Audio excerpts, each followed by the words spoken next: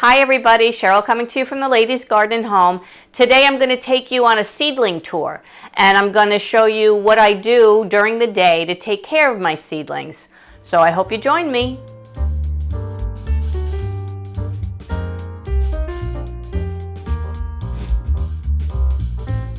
So I wanted today to be sort of an overview of what I do during the day to take care of my seedlings, how I check on them and water them, and to take you in different phases from the seeds that I'm just preparing to sow that I haven't sowed yet, to the tomato seedlings that I just sowed with you guys last week, to the stuff that I've moved out into the greenhouse already. But if you want a deeper dive, last year I put together a full playlist of seed starting to seedling care up until the point where you transplant them out into the garden. And I'm going to link that at the end of this video, so I hope you watch that if you're interested in taking, a little closer look on how you start seeds and take care of them. But anyway, I thought I would start with my indoor rack. This is the setup that I have. It's actually just a mini greenhouse, a 4-tier, that I have, just kind of roughly assembled on this T-cart that I've had for a while. It's not a lot of space, but I do have the outside greenhouse that I can move things into that are cool weather crops as they're ready to go out and get hardened off. So what I have in here pretty much are my warm season crops.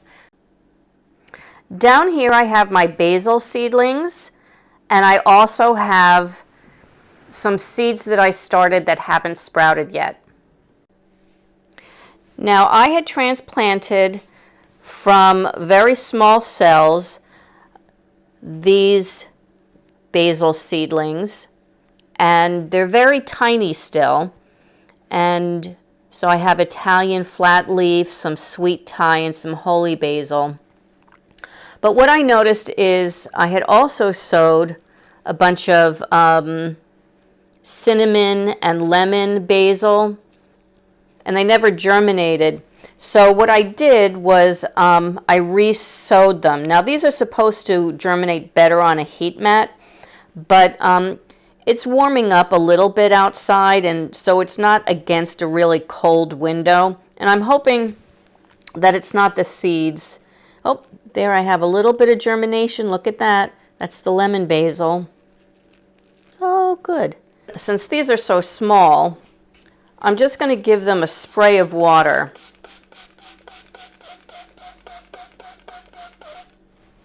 And I usually do this every day, except if they seem, overly watered. And when the seeds are this size, their roots really aren't all that deep. So a good spritz will keep them nice and moist. Another important part of seedling care is checking to see if anything that you sowed germinated recently. So let's check. This is what I like to use as a humidity dome. If you followed my channel, you know that this is my preferred method over the domes. And let's see what I have here. I've got some broccoli sprouting up. I re-sowed some broccoli because I just wanted to have more kind of for safety, because the ones that I moved out into the greenhouse, I'm hoping they'll do okay, but there aren't that many of them. And then some cauliflower, which has not sprouted yet. So what I'm going to do is I'm going to put it back into the humidity dome for now. Probably wait until I see some germination on the cauliflower.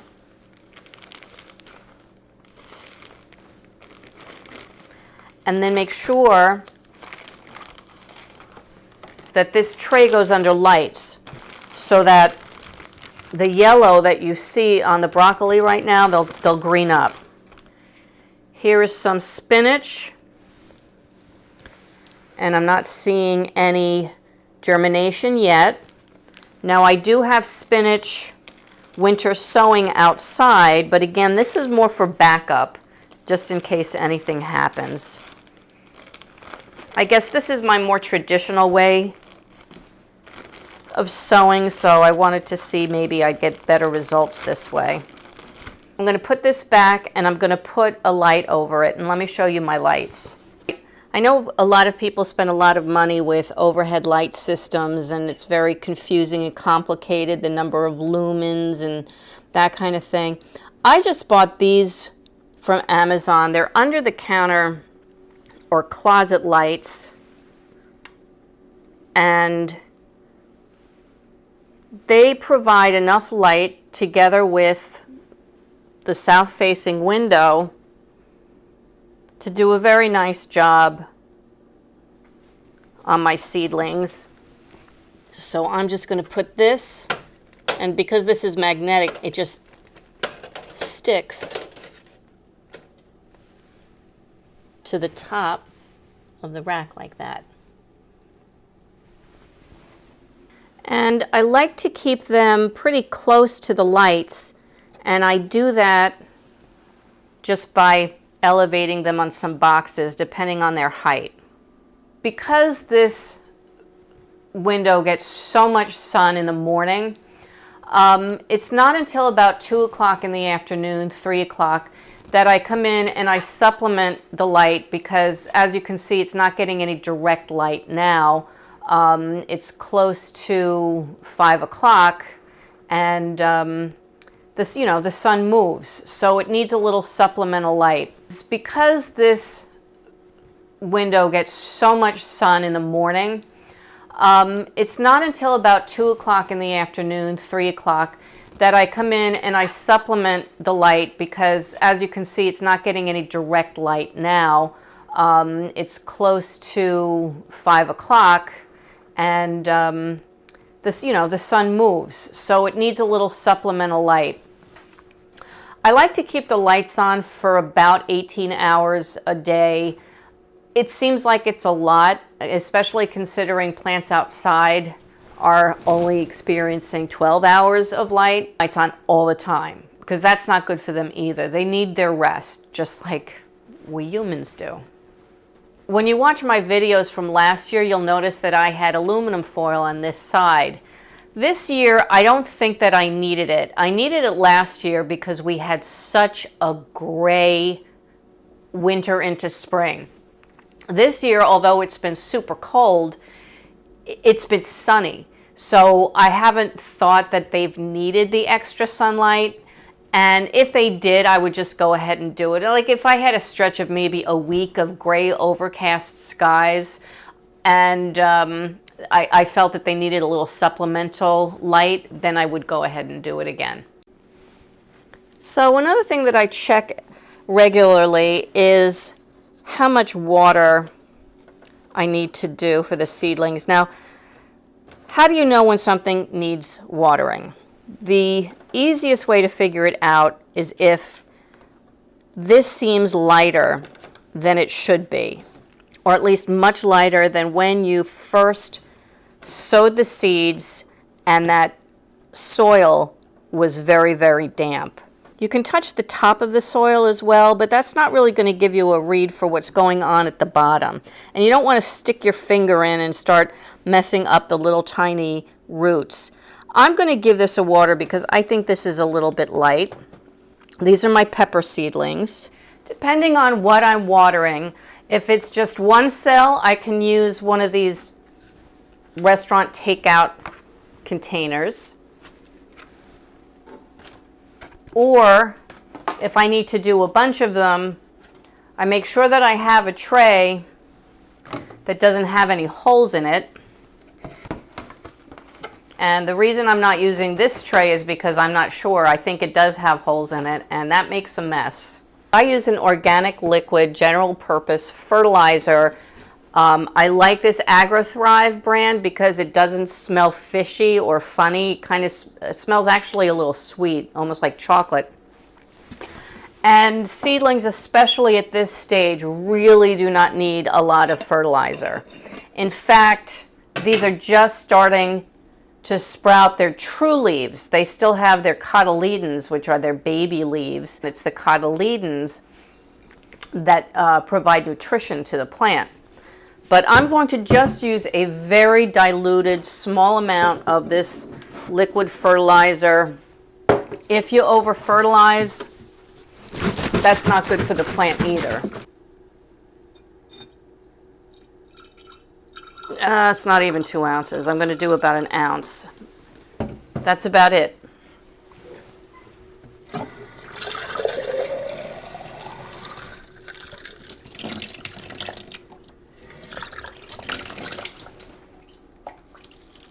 And the benefit of bottom watering is twofold. One is you know that this entire cell is going to be saturated. But the other thing is that it encourages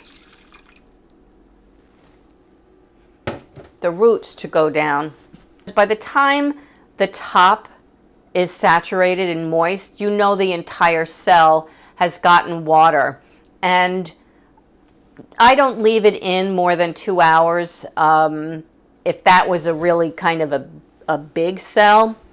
These are small, so it's not going to take that long for them to really get thoroughly moistened. And you can tell because the color changes, the color of the soil changes. It goes from like a lighter brown to a really deep, rich color. So we're just going to let this sit for a little while, and I'll show you the rest of the tour. Here are the tomato seedlings. I got really very good germination, and very quickly too. They were actually mostly sprouted in 2 days, so that was great. I had them over on the heat mat. Over here is a loofah. There's a couple of seedlings that have come on. I wasn't sure how well that would do, but I'm excited because it's the first time I'm going to be growing loofah.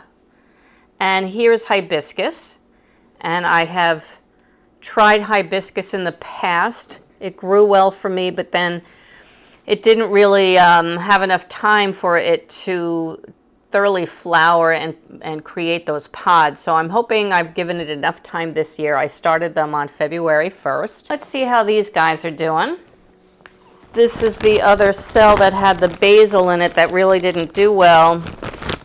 And as you can see, all I have is this one little tiny one. Let's see what's going on here. Oh, this is comfrey. Let's see if the other ones take hold. It's been almost 2 weeks. You'd think that they would have, I don't know, sprouted by now, but some things take longer than the others, and I really have to watch myself with not having too much patience. Here are my seed potatoes, getting a little bit of sun and putting on some sprouts before I plant them. Probably, if the weather is cooperative, next week would be nice. And these are just organic potatoes from the supermarket. Red, russet, and yellow. Nothing fancy. Let's check on our winter sowed seeds, shall we? Here is where I put spinach. Oh, and I see a very tiny little seedling. I'm not going to take this dome off. This cloche is one method I'm trying to winter sow. And then I've got my jugs here, the sweet peas and the hollyhocks. Let's see what's going on, if anything. Oop, is that a little bit of green I see? Oh, I see a little bit of green. We got something. That's so exciting. Those are the sweet peas. And then let's see over here, the hollyhocks. I don't see anything yet. And here's the alyssum. I don't really see anything. And it actually feels kind of light. I think I'm going to give it a bottom water. This is one of those fruit containers, and I can just bottom water it inside the house. Yeah, I guess celery seedlings would count as part of the seedling tour. The These were all seedlings that I had overwintered underneath plastic cover, and I took the cover off because it was really quite warm a couple of days ago, and I think we're not really supposed to get a freeze anytime soon, so I'm going to just let them be and grow. And then over here is the winter sowing plastic bag method that I'm doing with a bunch of my flowers. Here I have poppies, bachelor buttons, milkweed, cosmos, zinnias, and marigolds. And let's see if anything has started to sprout. Let's check with the bachelor buttons first.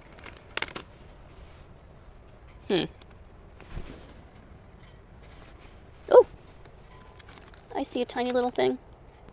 Okay. All right. I'll zip that back up. Poppies, anything? No, not yet. I guess it's still early. Milkweed? No. But I do see some of the seeds starting to rise to the top. Sometimes that's a sign that they're about to sprout.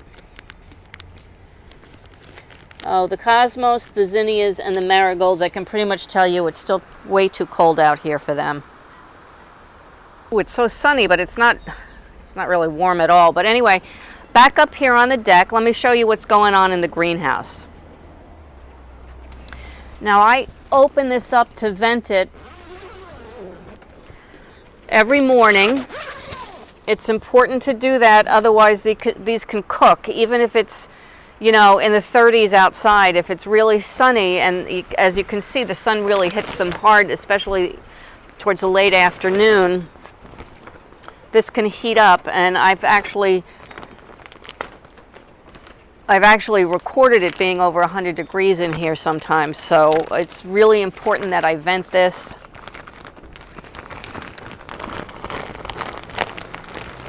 But when it's really warm, I tie it up. This is just a 5-tier mini greenhouse that I got off of Amazon. On the top shelf, I have the seedlings that I'm winter sowing, and I'll take those inside in a minute. We'll look at them together under the light. I've got fennel, some cabbage, some lettuce, more cabbage back there, some bok choy. I have some green sprouting broccoli and some broccoli rabe, and some cauliflower up here, and some broccoli. And this is what happens when you let the cells dry out. I lost 4 of these, what are those? Broccoli, and some of the cauliflower too, and some of the lettuce. So it's important to keep an eye out on how much water these guys need. I have potted these up. These were not individually sown like it looks like here. And then down here, I also potted these up. It's a whole bunch of different kinds of lettuce and escarole. And then here are my onions. And I have not done anything specifically with the onions yet. I haven't trimmed them. I didn't take their little black dots off of them. And they seem to be, even though they're very overcrowded, they seem to be doing quite well. And then back there are my chives. These are the herbs that I overwintered. As you can see, they're starting to green back up. I just had them in the greenhouse all winter. I watered them maybe once a month. And then the sage might have taken a hit. It's not looking very pretty. Neither is the lemon balm, but we'll see. I thought they died last year too when they came back. And then back there is a whole bunch of parsley, and that's starting to turn green again. Now here are the winter sown vegetables and flowers that were on the top shelf of the greenhouse. And I have to be honest, I don't check these every day because winter sowing takes a lot longer than what you got going on inside. The lack of warmth is just going to slow things down, and that's fine. You just need patience. So, well, it's also one of the reasons why I very rarely winter sow vegetables, because I want them to grow as fast as they can to start producing. But here we have some feverfew. I sowed it because I didn't know if it would come back from last year. This was a nice part of my medicinal flower garden that I put in last year. Nope. Oh, wait. No. Okay. But actually, I checked yesterday and they are coming back. So they started resprouting, so that made me happy. I wasn't sure if that would happen. We had a very cold winter. So I have a feeling that some things that I've been able to successfully overwinter before just didn't live through it.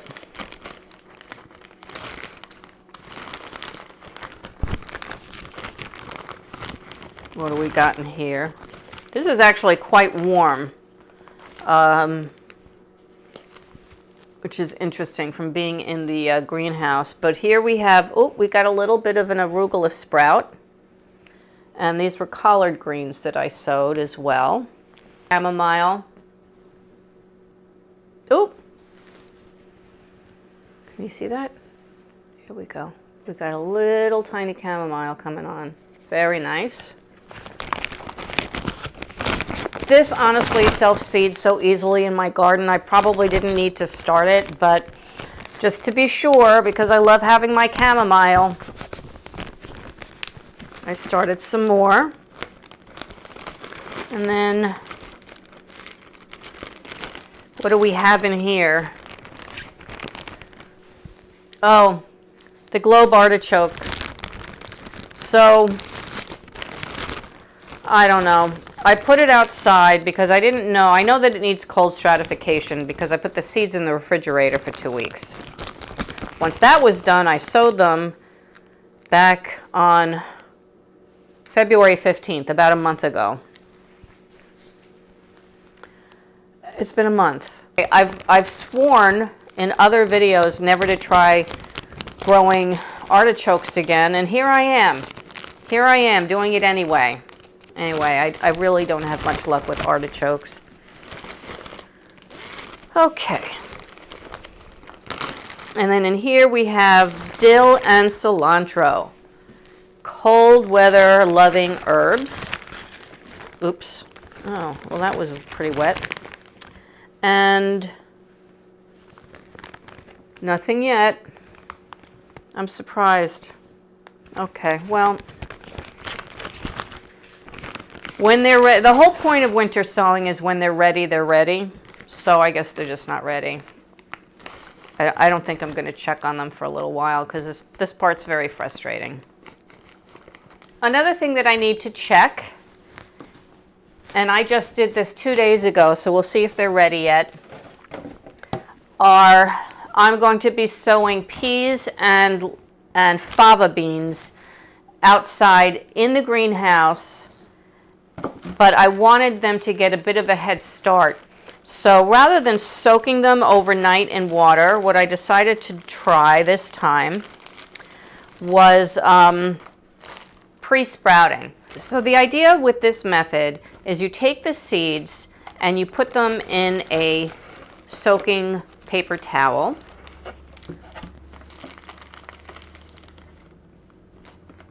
And this way you can also test the seed's germination rates.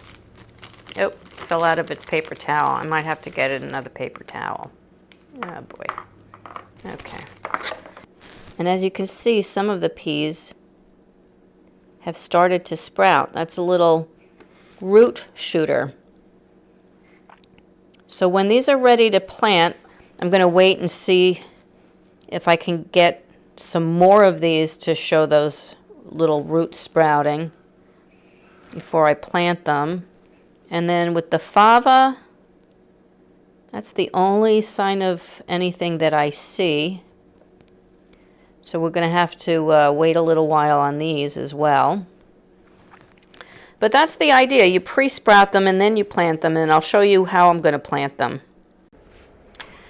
These rather disheveled looking grow bags we're in the garden all year. And what I've done in the past, these are 5-pound bags, is I've grown peas and cucumbers in them. And what I'm going to do is I'm going to sow 3 bags of peas and 3 bags of the fava beans. I'm going to take some of my good potting mix, and I'm going to refresh these bags, put some on top here. And then once I sow them, I'm going to put them on the bottom shelf here.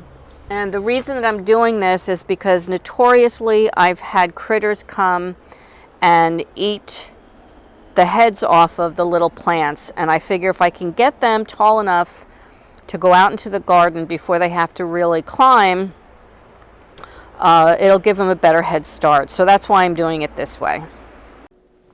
Finally, let me show you my nasturtium. It's the only thing left on the heat mat.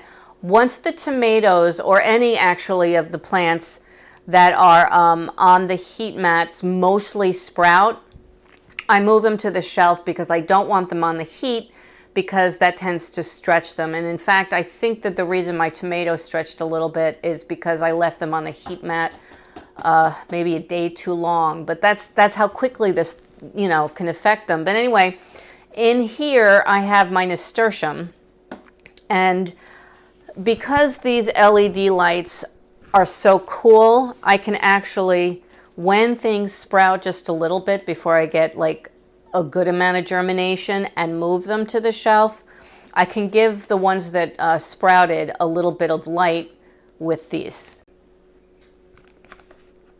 Yep, here we go. We've got two tiny nasturtiums, and I'm hoping some more are going to sprout in a day or two.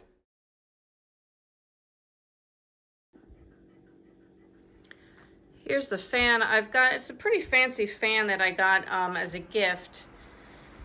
And it's got a kind of vacillating, it doesn't go side to side, but it does give a strong gust of wind and then a lighter gust of wind. And I thought this would be really much better for my seedlings than just a constant fan on them. Right now I've got that fan trained up here on these peppers and an eggplant.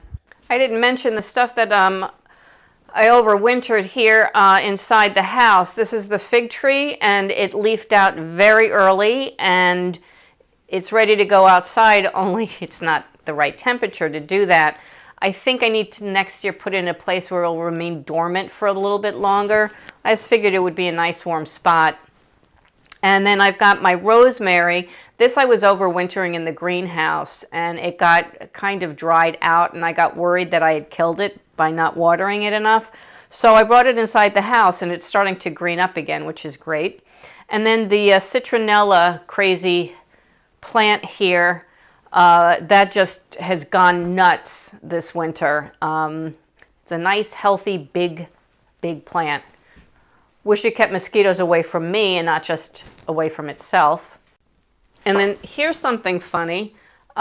So I had dug up this holy basil plant and brought it inside for the winter, and then through the course of the winter, a volunteer tomato plant started growing. I don't know what variety it is yet. Until it puts on its flowers and gives me some fruit, I probably won't know.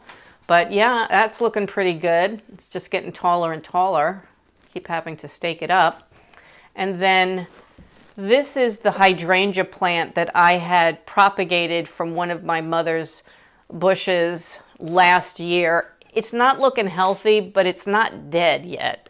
So I'm just trying to baby it as much as possible. I actually gave it some aspirin water a couple of weeks ago, and I've been fertilizing it a little bit. Hopefully it'll, when it goes outside, it'll be happier. And then I have this aloe plant that was the same size for about a year, and then all of a sudden recently it started to grow, so I'm excited about that. Of course, that little guy is nothing compared to the picture of my sister's aloe plant down in Florida that she sent me yesterday.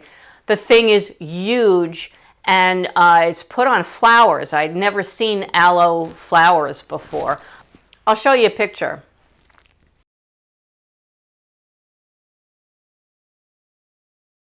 So that's the seedling tour. It's kind of like a garden tour with smaller plants.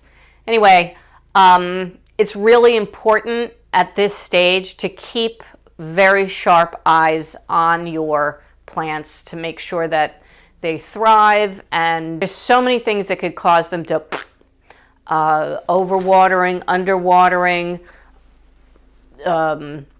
pests, diseases, fungus, so many things that you have to keep an eye out. So every single day, every morning I come down and I check to see if anything new has sprouted and see if anything needs watering. And then after work, I make sure that they've got their lights on them and that, you know, they're happy. They haven't died. Anyway, I hope you enjoyed this video. I want to remind you that I'll have a little bit of a clip in loving memory of Lady. And the kitty cat that you saw is Layla. She was my aunt's cat. When my aunt passed away, I inherited her. And I think she's a little lonely. She and I are basically it now. Used to be a house full of animals. Frodo the parrot, Poochie and Fluffer, brother and sister, both passed away last year. And of course, Lady, you know, passed away in January. So I'm going to show you a little bit of a clip of her, and I hope you watch it till the end. And from the Lady's Garden and Home, enjoy your gardening journey. Bye!